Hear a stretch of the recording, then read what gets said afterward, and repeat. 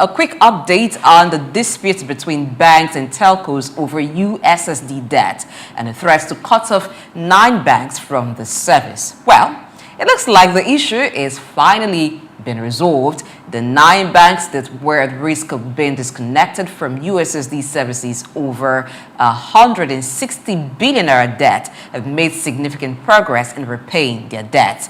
This is great news for Nigerians who rely heavily on USSD for banking services.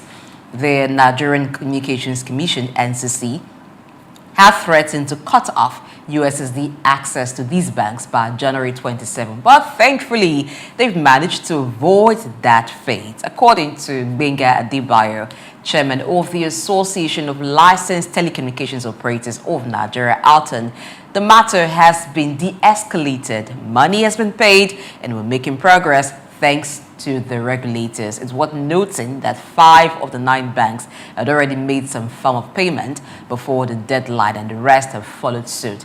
So the Central Bank of Nigeria and the NCC had ordered banks to pay 85% of their standing USSD invoices by December 31, 2024. So it looks like the USSD debt dispute is finally being put to rest and Nigerians can continue to use USSD services without interruption. Well, I do not think totally without interruption, because sometimes we still have some banks, maybe network issues with them. You're trying to use their USSD and it's not working. But good to know that that part of it has been resolved. But I do not even understand why these banks had to wait to be dragged. This is not your money. So it's not a debt per se. You rendered services to the consumers. So you were standing as the intermediary between the Nigerian customers and the telcos. Money was paid to you. You refused to remit. And because you were dragged, the CBN is saying they must clear 85%. I don't even understand why 85%. Should have been 100%, because banks would not even give consumers the chance to owe this debt. So why are they even paying like, oh, it's some money that they have to pay by themselves?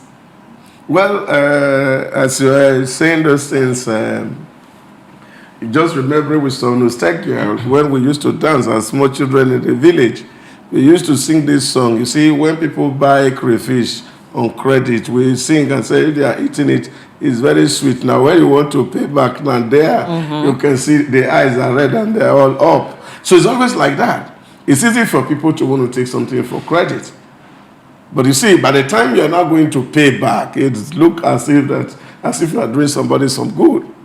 And so that's why most of the time it's always not good that these things they call a postpaid can be very, very challenging, because you have eaten it, you have spent the money, and now having to pay back is like as if it's now doing somebody some good. And I think that is what it is. Sorry to cut it. You know, when this happened in December, online, some of the comments were, maybe it's part of the money the banks used to do end of year party and invite stars and all to come perform. No, I don't think so, because the banks are making so much. I read yesterday one of the banks was declaring about 117 billion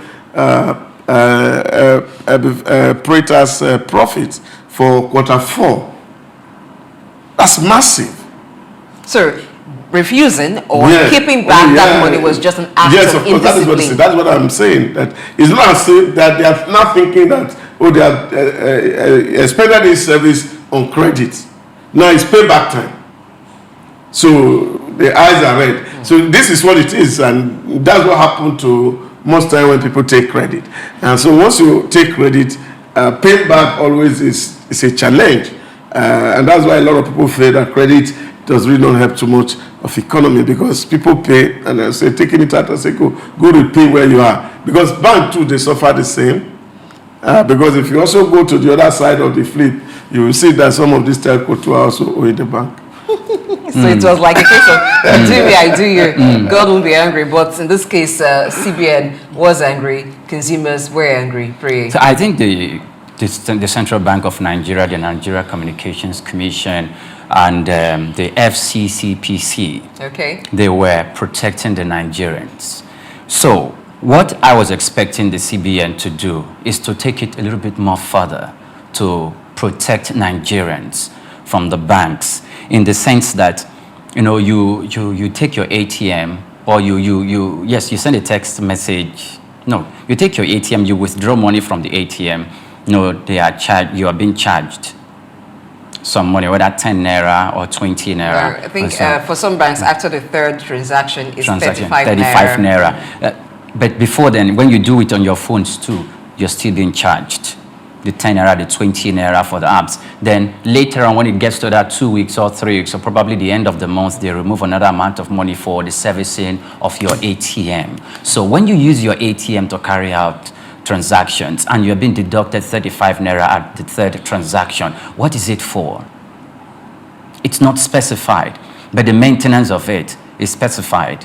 They also tell you other activities of sending money. When you send money, you get a bank, you get text messages on your phones or from the bank as the money comes in. In fact, there's a specific law that said if you're sending like 50,000 naira or 100,000 naira, about 50 naira will be off from that money. You don't get the complete amount of money when money is transferred to your account, or you are sending it to other account. The other 50 naira, 30 naira is removed from the money. Sometimes 100 naira. If they are sending you 100,000 naira, you are getting 90,000 and 99 naira and all of that. So those amounts being charged to customers, what is it for? The banks need to come out straight to specify it, and the Federal Consumer Protection Commission also need to inquire and ask questions to the banks. What are these charges for? So that the customers can know, or they don't feel cheated. And sometimes when the customers suffer loss by virtue of these, they write to the banks or they go to the city, and it takes forever for you to get back your money. I think the government should be looking at that aspect too, so that customers can have trust in the system. Customers know what the monies are for. Are you sure customers the ATM you use is powered by electricity. Okay, that's for the ATM charge. Yes. Okay. So the other charges, there are maintenance fee on the maintenance on the ATM, for example. The internet connectivity, because the ATMs or whatever USD transaction you do is also relying on the services of the telcos, and of course the bank is paying telcos. So it's not as if what the money is meant for is not known. And don't forget that the people who are loading the ATM, the people who are working to ensure that what you take from the amount is taken, the settlement in NIBSS is there, and of course the CBN is also taking their charges. So all these things are distributed. It's not as if it remains within the bank alone. Yeah, but for me, the challenge here is the fact that, yes, if you have taken this money on behalf of all of us, then distribute it so that people get their stake.